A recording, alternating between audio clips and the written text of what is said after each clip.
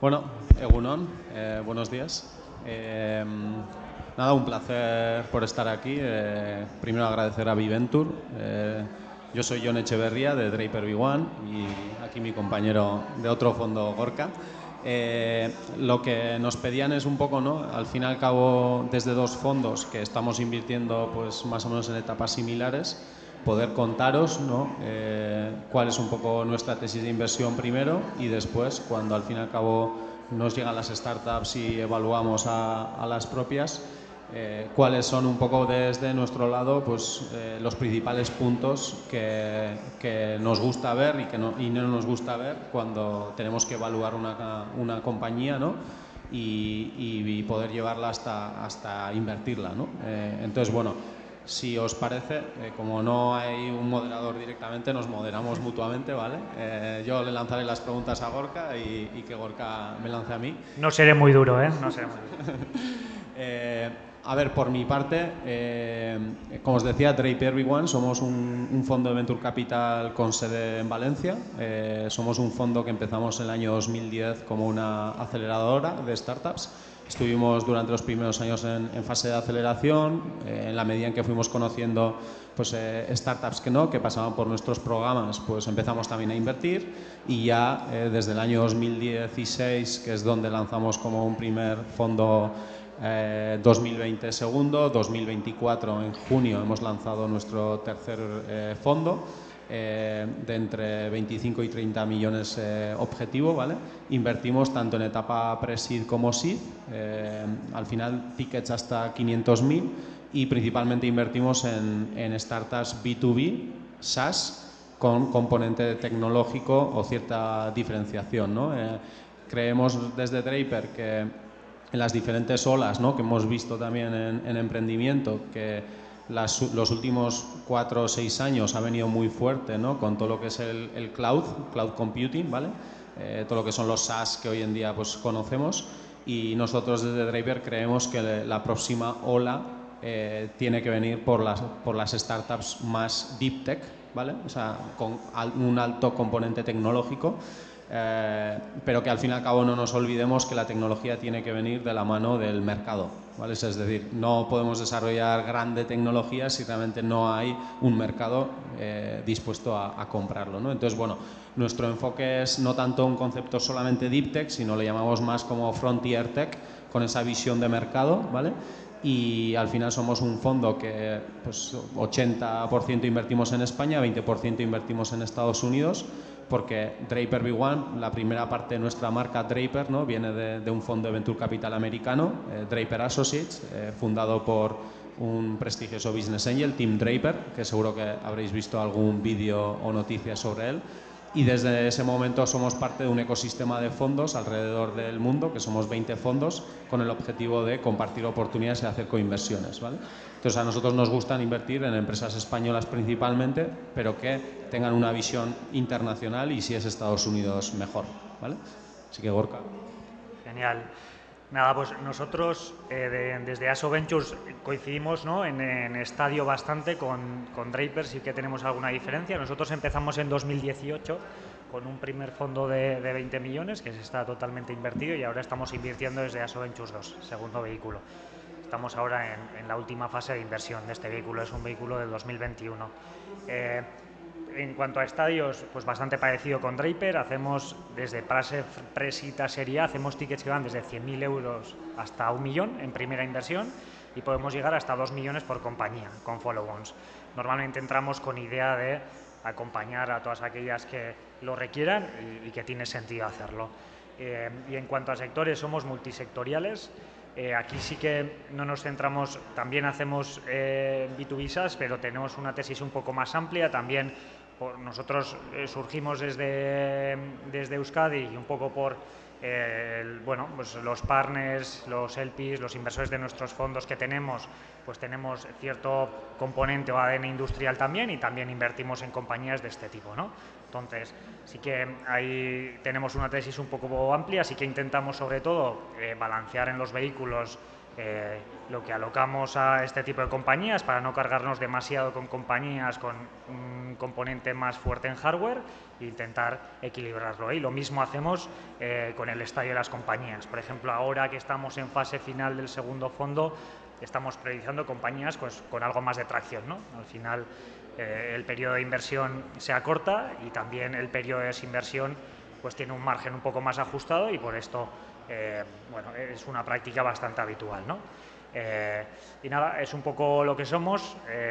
Simplemente también comentar que, oye, estoy accesible por LinkedIn, intento responder a todo por si alguien tiene alguna iniciativa o lo que sea y responder cualquier duda, que creo que este foro puede ser un poco para esto, ¿eh? Aparte de que Jon y yo hagamos un poco un monólogo, si alguien tiene, oye, alguna pregunta, duda o se ha planteado, joder, ¿cómo me vais a valorar la startup? ¿No? Que es un poco la temática que nos presentaban hoy, pues aquí estamos para responder, ¿no?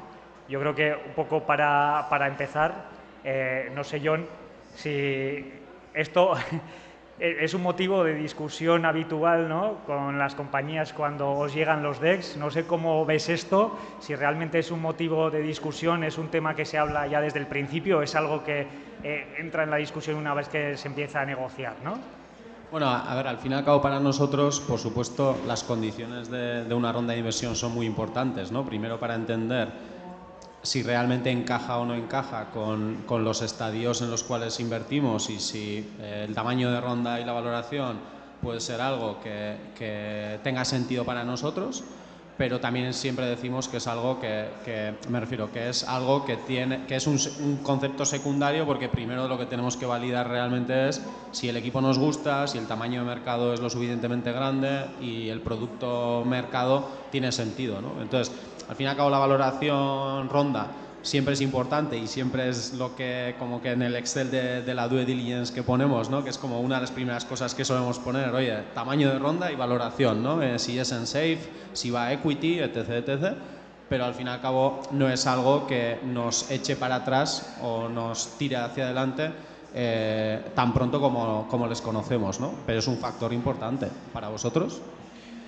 Sí, para nosotros también, ¿eh? De hecho, suele ser algo que solemos intentar dejar para el final, a no ser que sea algo que está totalmente fuera de mercado y que decimos, oye, pues no tiene mucho sentido avanzar si estamos hablando de estos términos, ¿no? Aunque yo creo que, oye, muchas veces también no hay flexibilidad sobre esto y una vez que acabas el análisis sí que intentamos dejar esta parte para una vez que hemos validado equipo, hemos validado tecnología, hemos validado mercado, que la atracción actual y futura pues tiene sentido. Y yo creo que ahí es importante. A nosotros lo que nos pasa también muchas veces es que, claro, al invertir en compañías con un componente más de hardware, más industrial y después otras en SaaS B2B, sí que es verdad que vemos cierta variación, ¿no? Y inevitablemente muchas comparativas de normalmente compañías de más componente hardware que se fijan en valoraciones en más SaaS B2B, que de alguna manera se sienten como frustrados, ¿no? Porque dicen, no, pues claro, es que me he enterado que este ha levantado una rondaza sin nada, etcétera, ¿no?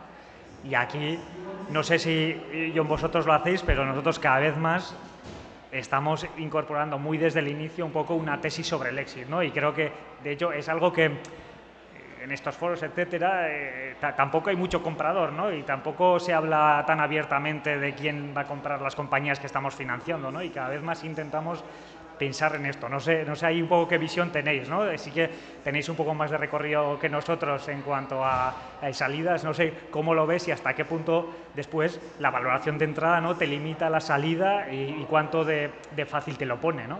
Bueno, a ver, al fin y al cabo, lo que sí que hemos visto nosotros, y por ejemplo el caso del fondo de 2020 fue, desde mi punto de vista, bueno, yo en Draper entré en 2022, entonces conocía la tesis desde 2020-2021, ¿no? Pero al final lo que sí que vimos es que la tesis que nosotros montamos para el fondo de 2020 ha tenido que evolucionar durante la propia tesis de inversión, ¿no? O sea, el periodo de inversión. ¿Por qué? Porque el mercado ha cambiado. O sea, es decir, al fin y al cabo nosotros al principio sí que veíamos, ¿no?, que en España, pues en etapa pre-seed y seed, pues unos rangos de valoración entre, yo qué sé, entre incluso 500.000 euros de valoración, que ahora es como, esto es, o sea, ver 500.000 euros de valoración en una compañía hoy es imposible.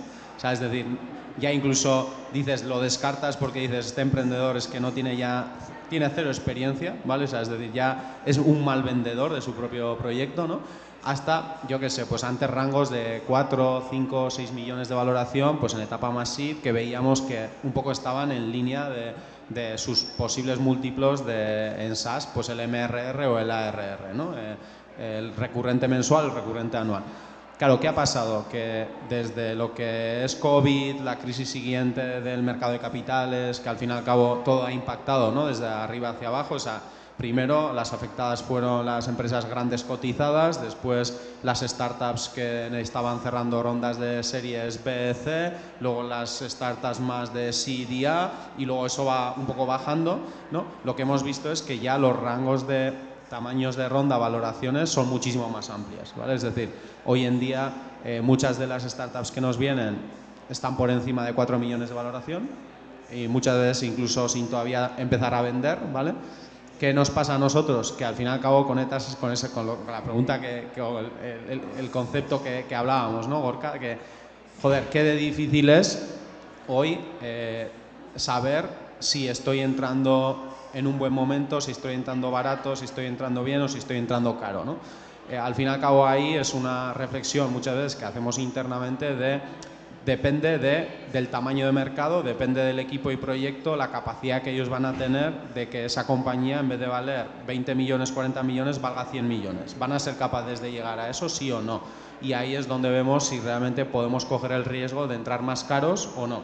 No es lo mismo en España, es decir, de una startup de unos fundadores españoles que su foco de mercado es España, a decir unos fundadores españoles o de medio españoles, europeos o medio americanos que su mercado sea Estados Unidos, porque allí ya sabemos que las valoraciones son muy diferentes y son distintas, ¿no? La capacidad de rondas más grandes a valoraciones y múltiplos más exigentes, pues es algo que está fuera y no tanto en España, pero sí que estamos viendo que se está ampliando, ¿no? Y como nosotros invertimos principalmente en SaaS, ¿vale? Es verdad que es como muchísimo más sencillo de valorar, ¿no? Oye, ¿qué hemos invertido? ¿A qué múltiplos hemos invertido? ¿En qué podemos llegar a invertir? ¿A qué múltiplos? ¿No? Y ahí es un poco, muchas veces, al final, antes sí que me acuerdo, ¿no? Antes sí que teníamos como una sensación que no sé si a vosotros pasaba en EASO, que era como las valoraciones eran algo que se tanteaba, o sea, es decir, el emprendedor venía con una idea de un tamaño de ronda y una valoración que muchas veces hacía así, ¿no? Y decía, oye, ¿cuánto vale mi empresa? No había una valoración construida con una tesis detrás, ¿no? Lo que estamos viendo es que al fin y al cabo muchas veces tú tienes que ir pensando como emprendedor cuál es la dilución que tú quieres tener como máximo en esta ronda, ¿vale? ¿Cuánto te quieres diluir, ¿no? ¿Cuánto porcentaje de tu compañía quieres ceder, ¿no? Ahí no sé cómo lo estáis viendo vosotros, no sé, bueno, vosotros principalmente estáis invirtiendo mucho en España, no sé si también fuera, y si estás de acuerdo un poco, ¿no? En esa visión depende mucho de cada emprendedor, de cada proyecto y de cada mercado. Sí, nosotros solamente invertimos en España y ahí, sobre todo, el reto que estamos viendo, y es en la pata, sobre todo en la que, por el valor potencial de exit, el de entrada tiene que ser más ajustado, que normalmente son compañías pues con unos ingresos no tan recurrentes, pues eso, más manufacturing, industriales. El hecho de tener que entrar para que el múltiplo de VC funcione a una valoración más baja también provoca más dilución en los promotores. Entonces tienes que ser un poco más ingenioso porque realmente si no te encuentras atrapado, ¿no? Entonces ahí, no sé, pues todo tipo de incentivo en salida que sea variable, bien con phantom share, stock options o bonus a salida o trabajar con este tipo de instrumentos, vemos que igual es un poco la manera, ¿no? de estructurarlo. Pero sí que ahí, sobre todo con la parte de dilución, lo típico que nos encontramos también son startups que, oye, cuando no vienen con el cap table limpio, ¿no? Te viene con un reto adicional, ¿no? Porque tienen una dilución extra por haber pasado pues por cualquier evento dilutivo, bien de advisor, de business angels, a unas valoraciones pues igual algo bajas y después que sea un reto, ¿no? Y luego sí que es verdad que aquí, y lo lanzo como reflexión, no sé, yo que...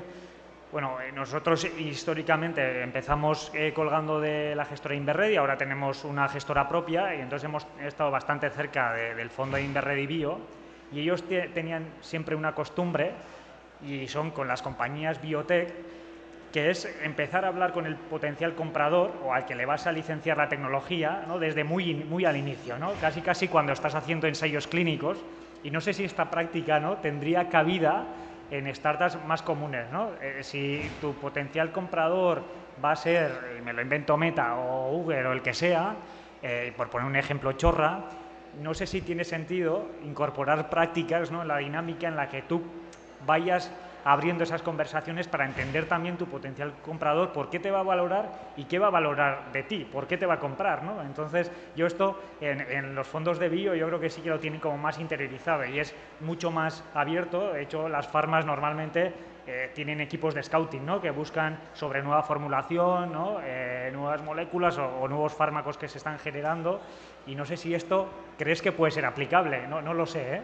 Bueno, a ver, yo creo que sí, ¿no? O sea, al fin y al cabo un emprendedor, o sea, tiene que pensar uno, o sea, es decir, lo que siempre decimos en Draper, ¿no? Un emprendedor tiene que estar 365 días al año levantando dinero. No oficialmente en una ronda de inversión, pero tiene que estar constantemente hablando con inversores, con potenciales posibles compradores, ¿no?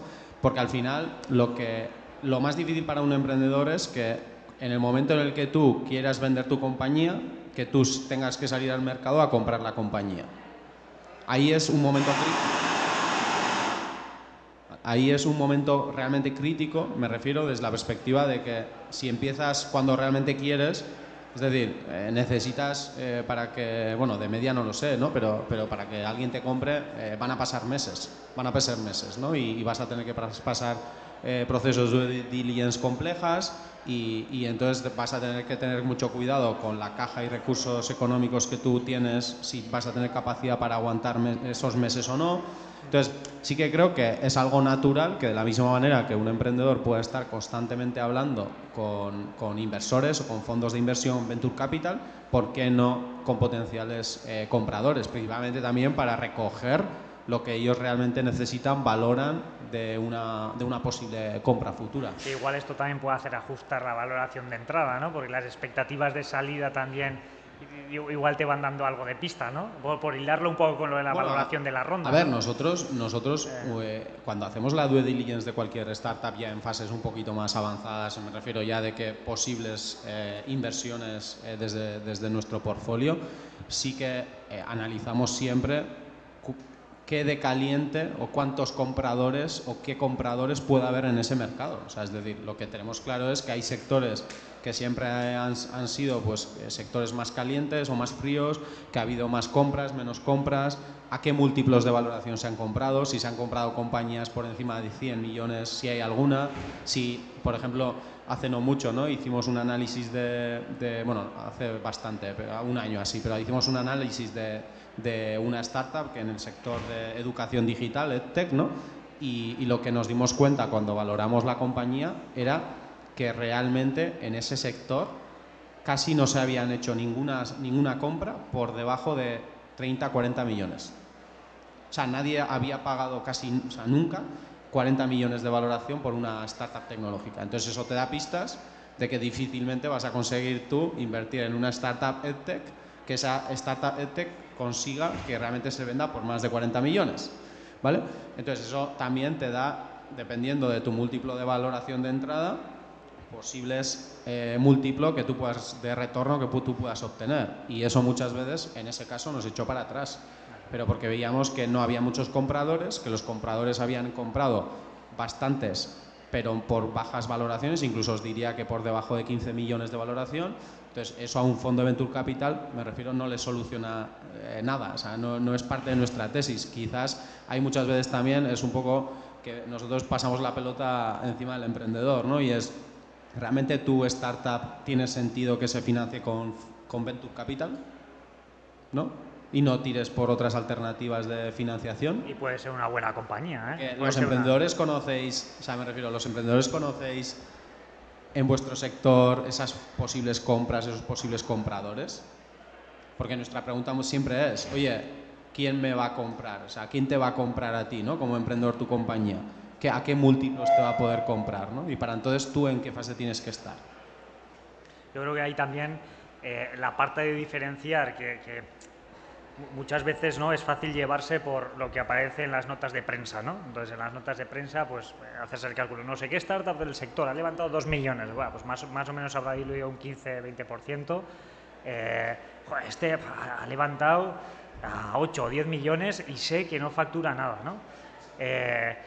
Entender sobre todo las dinámicas después de contracción de múltiplos, ¿no? En salida, que no son los mismos que en rondas, es algo que tampoco está súper interiorizado, ¿no? Entonces también es algo que hay que poner encima de la mesa, porque seguramente no sea el mismo múltiplo de entrada y sobre todo esa contracción, ¿no? Se da más en fases posteriores, quizás te la puedes jugar más en fases más iniciales, a no mirarlo tanto, pues porque la atracción obviamente no es representativa, pero en algún momento te van a medir por eso, a no ser que te compren por una tecnología muy diferencial, entonces ya me callo, pero que sí que hay compañías deep tech que las compran solamente pues porque una acqui-hire, porque quieren llevarse al equipo promotor más la tecnología, cosas de este estilo, ¿no? Con unidades productivas que se compran, etcétera. Pero el resto, ¿no?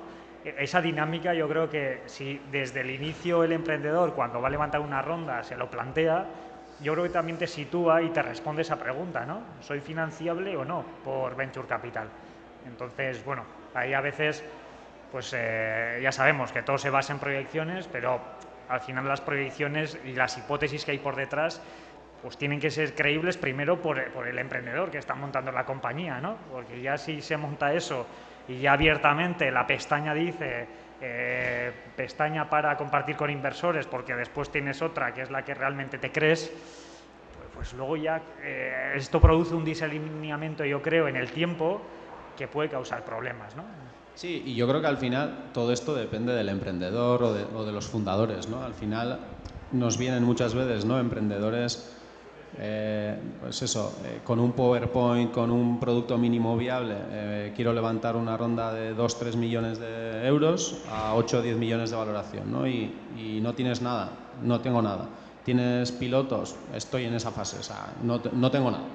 Pero el equipo fundador, con su garra, su ambición, su capacidad de defensa y capacidad de venta de una visión, unas proyecciones futuras, es capaz de generar un humo, ¿vale? Que empieza a hablar con inversores, empieza a tratar de convencer. En el momento en el que consigue convencer a uno, esto se va moviendo rápido, porque que no se os olvide que los fondos hablamos un montón entre nosotros, ¿vale?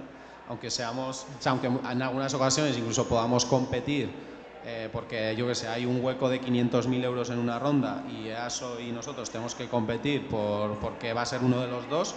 En general hablamos y compartimos startups y muchas opiniones y feedbacks, ¿no?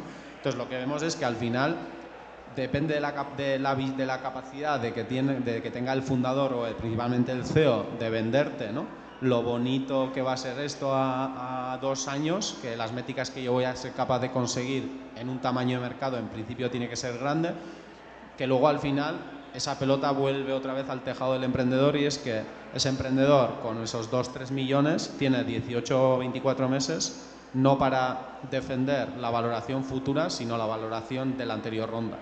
Y si no consigue las métricas mínimas necesarias que él había dicho que iba a conseguir, ya ahí, o sea, en la primera ronda lo ha cerrado, o sea, y ha conseguido esos 2-3 millones. Pero ahí se convierte en la dificultad de cerrar la siguiente ronda. ¿Vale? De nuevo, ¿por qué? Porque tú ya has tenido capital y tú ya has podido demostrar. ¿Has demostrado o no has demostrado? ¿Vale?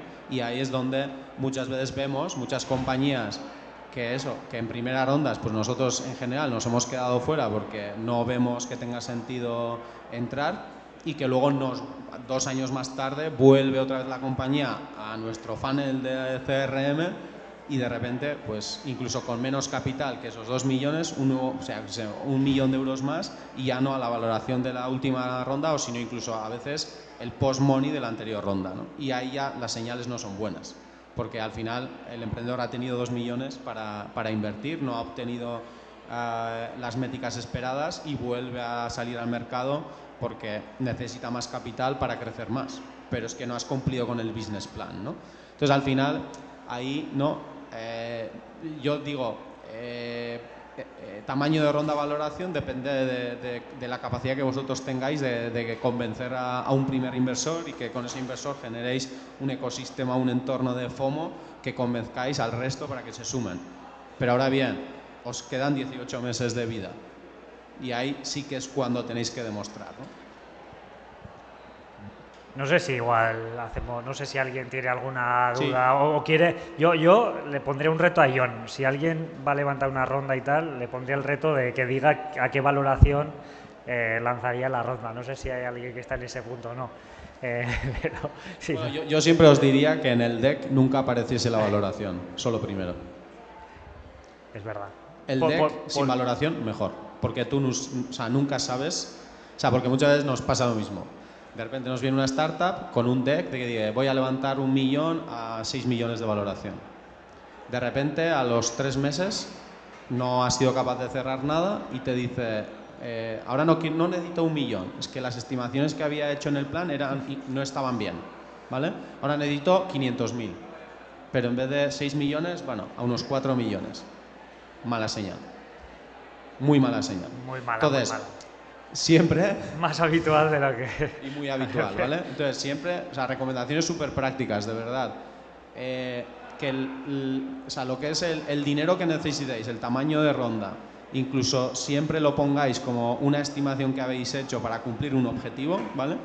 Pero que la valoración, si podéis, siempre os lo ponga el mercado, el inversor que viene, que más o menos os haga una estimación de cuándo considera que realmente puede entrar. Ahora bien, lo que vosotros siempre tenéis que defender es la dilución máxima que queréis ceder en la ronda de inversión.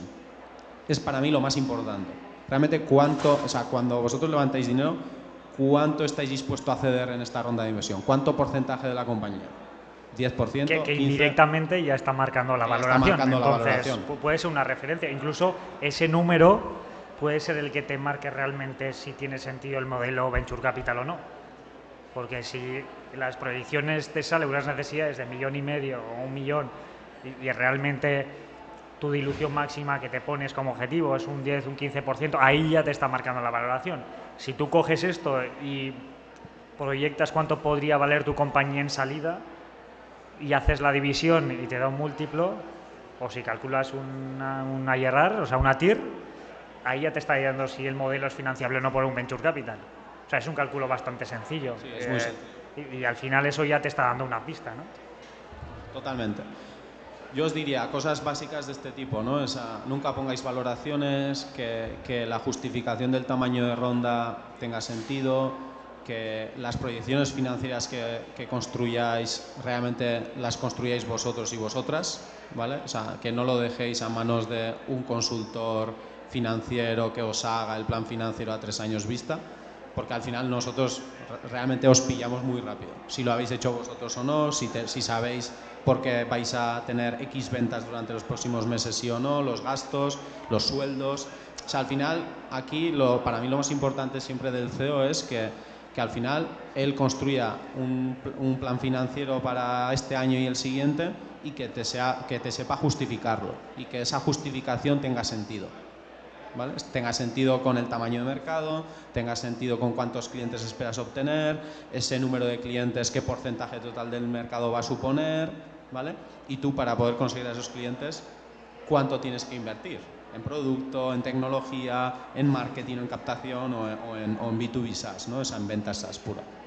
No, yo creo que en esa parte que dice John estamos en un momento en el que se está eficientando, ¿no? Algo en esa parte, sobre todo de desarrollo de productos, sobre todo en fases iniciales, pues con las herramientas que tenemos para ayudar a desarrollar código, incluso con herramientas no code o low code que permiten tantear al principio el mercado, ¿no? Yo creo que esas fases iniciales, yo soy bastante creyente en que hará falta menos capital, ¿no? Seguramente para demostrar las primeras métricas, seguramente no para tener un producto definitivo y escalarlo pues masivamente, pero yo creo que ahí sí que se puede ganar eficiencia y al final será bueno para todos, ¿no? Las compañías vendrán menos diluidas, por estar menos diluidas habrá más margen, sobre todo también para justificar valoraciones igual un poco más elevadas, también los fondos nos encontraremos menos atrapados porque no te encuentras con el problema de un cap table súper diluido de los founders que al final pierden el incentivo. bueno, yo creo que eso juega a favor de todos. Sí, y luego siempre un mensaje que me gusta dar, ¿no? Y es, al fin y al cabo, vosotros, si sois emprendedores y emprendedoras, ¿no? Al final, al principio, cuando nos tenéis que vender la compañía, lo tenéis que vender como emprendedores y emprendedoras. Pero en el momento en el que ya nos tenéis que convencer que invirtamos, ¿vale? Ya no tenéis que pensar como emprendedores y emprendedoras, tenéis que pensar como nosotros pensamos. Es decir, si tú eres un cazador y quieres cazar un jabalí, no puedes pensar como un cazador, tienes que pensar como un jabalí, ¿vale? Y lo mismo hacia vosotros, es decir, tenéis que pensar como nosotros pensamos, cómo nosotros construimos una tesis de inversión, cómo nosotros tenemos que vender a nuestros partners, porque nosotros no somos partners todavía, ¿no? O sea, nosotros tenemos que construir deals y esos deals tenemos que constantemente ir defendiendo con nuestros partners para que la decisión que tomen los partners a la hora de sí o no invertir realmente, ¿vale? Entonces nosotros pensamos cómo piensan nuestros partners, ¿vale? Por lo tanto, vosotros tenéis que pensar cómo pensamos nosotros, ¿vale? A la hora de construir una tesis y defender internamente una inversión o no. Y puede ser que no esté alineado, ¿eh? O sea, esto puede ser también y no pasa nada, ¿eh? O sea, oye, yo no quiero jugar a este juego porque no quiero tener la presión que en 18 meses tenga que cumplir las métricas que he puesto en el business plan y si no, joder, esto ya no va a funcionar porque me voy a quedar atrapado con una estructura muy grande, con la necesidad de levantar otra ronda. Igual la reflexión es, oye, pues voy a crecer, ¿no?, con mis propios recursos, una vez que sea bancarizable voy a levantar algo de deuda y voy a construir una compañía pues a un ritmo un poco más lento. Sí que es verdad que seguramente si lo que se espera es escalar y construir tecnología, existe el riesgo de que el de al lado corra más que tú y hoy en día pues que se quede obsoleto un producto, una tecnología, pues cada vez es más probable, ¿no? Pero que la reflexión puede ser tranquilamente que no quiero cazar al jabalí, ¿no? Y que quiero ir a recolectar lechugas, que también puede ser, O sea, al final, nosotros estamos en el mundo del venture capital, ¿no? Pero yo diría, es que el mejor método de financiar una empresa son los clientes, que no se nos olvide nunca. O sea, es decir, qué mejor que tu modelo sea rentable, que tu modelo sea viable, incluso que tu modelo sea escalable, solamente teniendo ingresos de unos clientes sin haber cedido a nadie externo ninguna participación. Ese es realmente, ¿no? Si lo piensas, esa es como la manera más correcta de montar una compañía. Ahora bien, muchas veces para escalar hace falta dinero. Y aquí es donde siempre os lanzo la pregunta, ¿no? O sea, realmente a muchos emprendedores que nos vienen, yo creo que no son conscientes para nada cuando vienen a pedir dinero al Venture Capital en qué mundo están entrando. ¿Vale? Porque el Venture Capital lo que quiere es que esa compañía escale rápido y que nosotros, en el momento en el que nosotros defendemos una inversión, en la siguiente ronda, nosotros, como fondo, primero nos tenemos que posicionar si queremos poner, por supuesto, más dinero o no, pero segundo, tenemos que tratar de que otros fondos que invierten más adelante vean esa compañía lo suficientemente bonita para que sigan invirtiendo. Porque aquí es el ciclo, es la rueda. O sea, nosotros invertimos en pre-seed y seed, pero los que vienen en series A, series B, series C, vienen más tarde.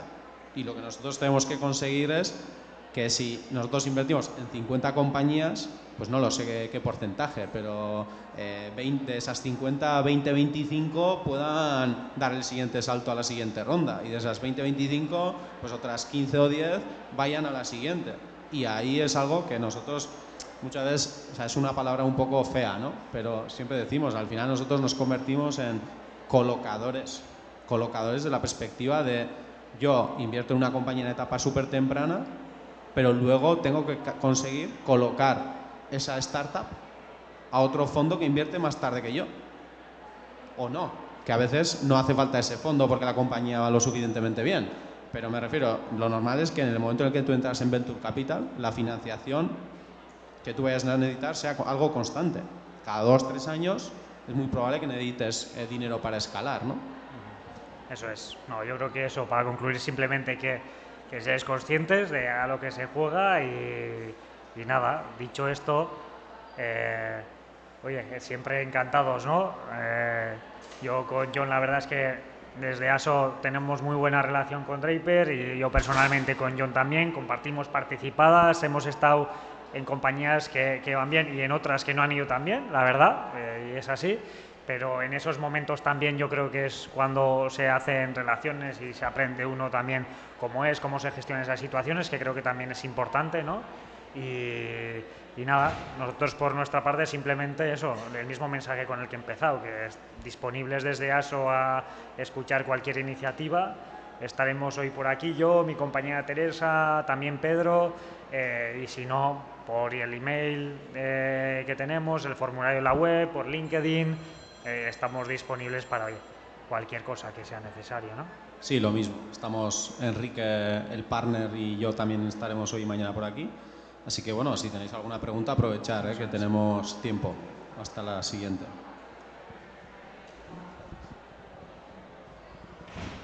Hola, bueno, muchas gracias a los dos. Yo estoy construyendo una startup y bueno, estoy en etapas iniciales, me están acabando el MVP y lo voy a lanzar al mercado y bueno, estoy pensando en pitchar para inversión, ¿vale?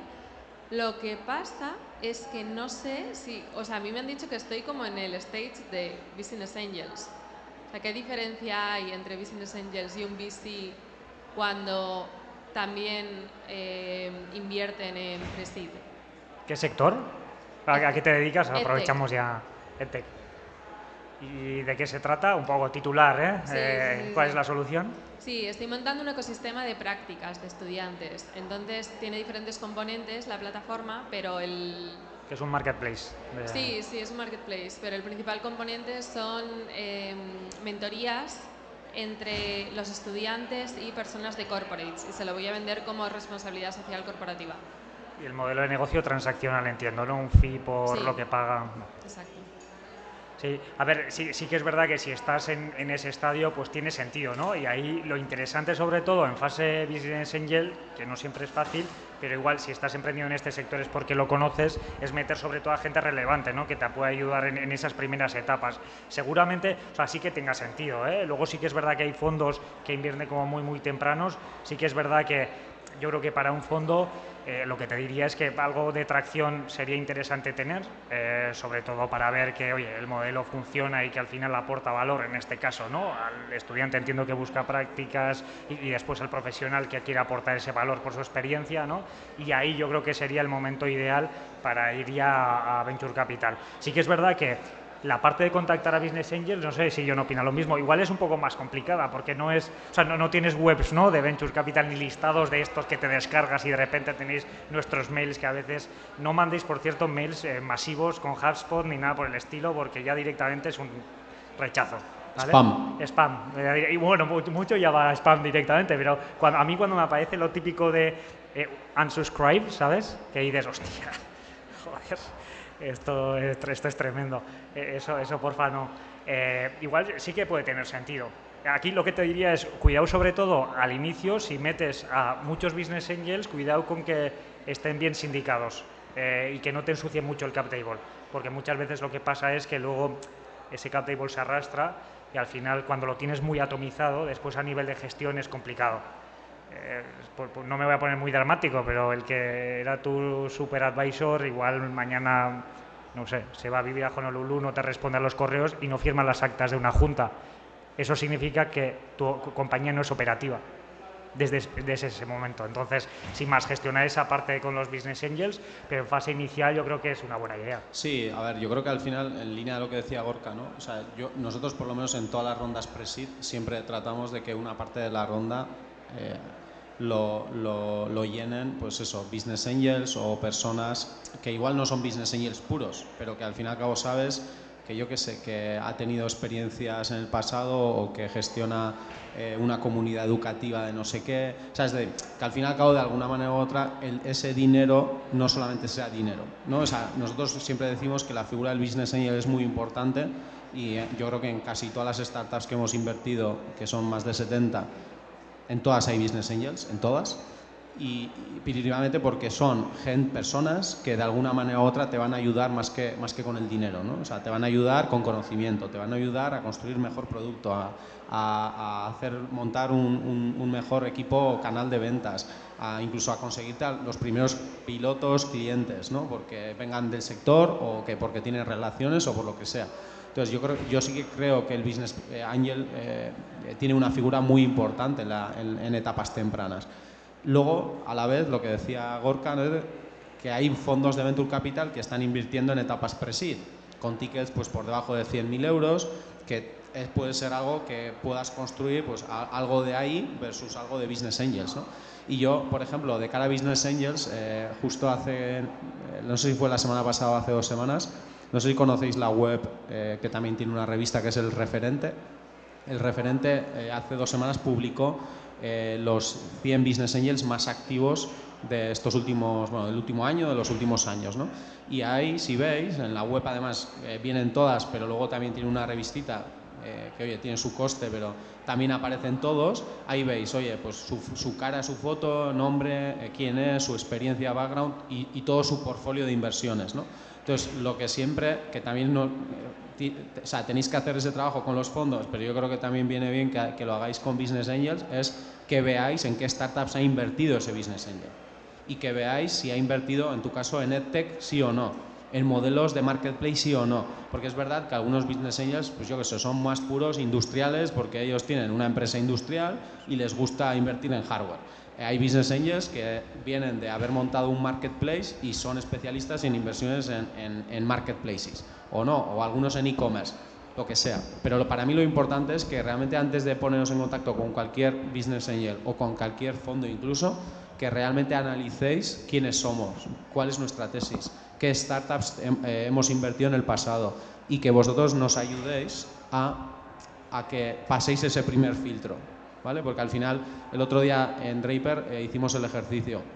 El año 2023, datos reales, analizamos 3.200 compañías, startups. De esas 3.200 hemos terminado invirtiendo en unas 10. Para que veáis, o sea, es decir, desde el funnel arriba hasta la inversión, ¿vale? El funnel porcentualmente cuánto baja, ¿vale? Por lo tanto, lo que tenéis que tener claro es que ese primer filtrado de esos primeros 3.200, os digo que reuniones habremos tenido con 1.500. Y lo que tenéis que conseguir es pasar ese primer filtro de esos 3.200 a 1.500. Por lo menos tener la oportunidad de sentaros con nosotros o con alguien de nuestros equipos media hora, 40 minutos. Que le expliquéis, que le contéis. Y ahí ya luego el fondo, el Business Angel decidirá. Pero al final nos llegan tantas oportunidades que el primer filtrado es muy importante, ¿vale? Y ahí es donde tenéis que tener tenéis que estar en el momento perfecto. Y si venís, oye, que ya he conseguido el 30% de la ronda con Business Angels, a mí me hace un clic de, oye, pues entonces algo tienes. O sea, que este Business Angel haya invertido para mí significa un filtrado, ¿vale? Y esto es importante. Sí, sí, totalmente. Y en tu caso, ya que has preguntado, yo creo que encima a nivel de construir una plataforma, ¿no? En tu caso, o sea, tecnológicamente entiendo que tampoco debería tener mucha complejidad, sobre todo al inicio, ¿no? Para ir probando, que puede ser algo que se puede testear, ¿no? O sea, casi pues con recursos propios, ¿no? Es decir, oye, pues voy a probar un poquito a ver cómo funciona, ¿no? Un poco con la red que ya tienes y también hay que sacar tus propias conclusiones, ¿no? Es decir, oye, realmente después voy a afinar, ¿no? Cuando vaya a pitchar realmente a un venture capital profesional, realmente esas necesidades van muy ajustadas a lo que he visto cuando he testeado el producto y todo tiene mucho más sentido, ¿no? Las hipótesis como que son mucho más sólidas. Yo creo que sí que es verdad que hay iniciativas que lo tienen más complicado en este sentido, si tienes que desarrollar una tecnología un poco más profunda, pero en el ejemplo que nos has comentado tú con el minuto que le has contado, puede ser, ¿no?, que es potencialmente testeable sin muchísima inversión, ¿no? Entonces, sin inversión, sin dilución para ti, cosa que es lo mejor del mundo mundial, y después poder levantarlo pues con algo más de tracción y con menos dilución para ti, ¿no?, que sobre todo es también lo importante. Gracias. ¿Alguna otra pregunta?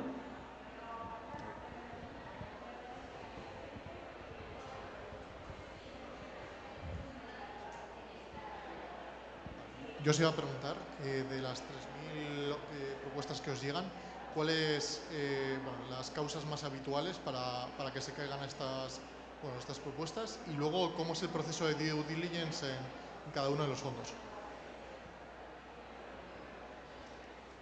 Que hable de sus porcentajes, son bastante parecidos, cosa que me alegra bastante.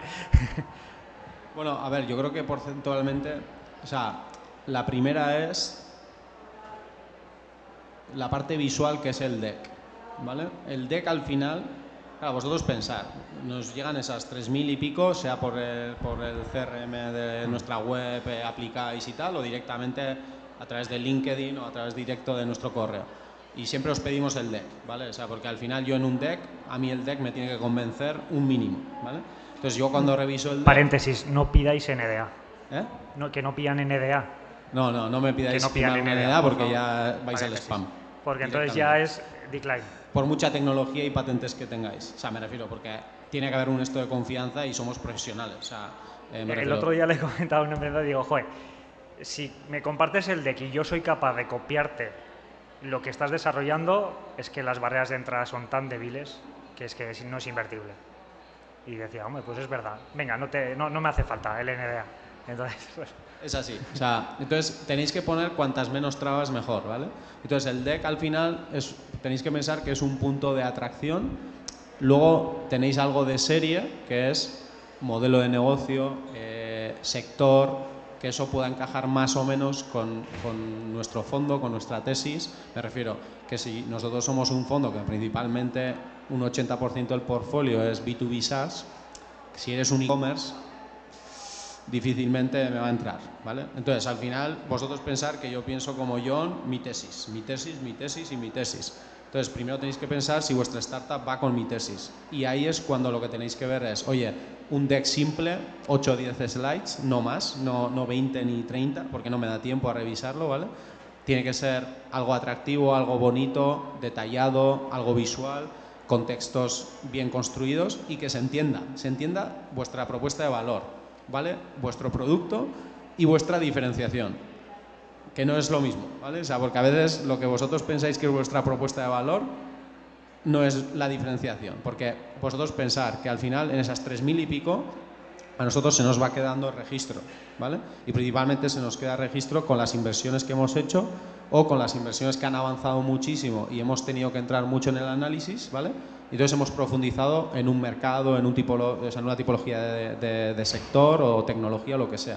Entonces, muchas veces nuestro cerebro recuerda, joder, pues me acuerdo que hace un año vino una startup con un modelo similar, ¿vale? Si yo profundice, mi cerebro me da rápidamente el mensaje de si tiene sentido o no meterme porque vi algo guay, en ese momento igual no encajó, pero me interesa. O decir, no, ya vimos que lo que os decía antes del EdTech, ¿no? Que oye, que los múltiplos de ventas son complicados, no hay muchos compradores, pues eso hace que sea más fácil o más complicado, ¿no?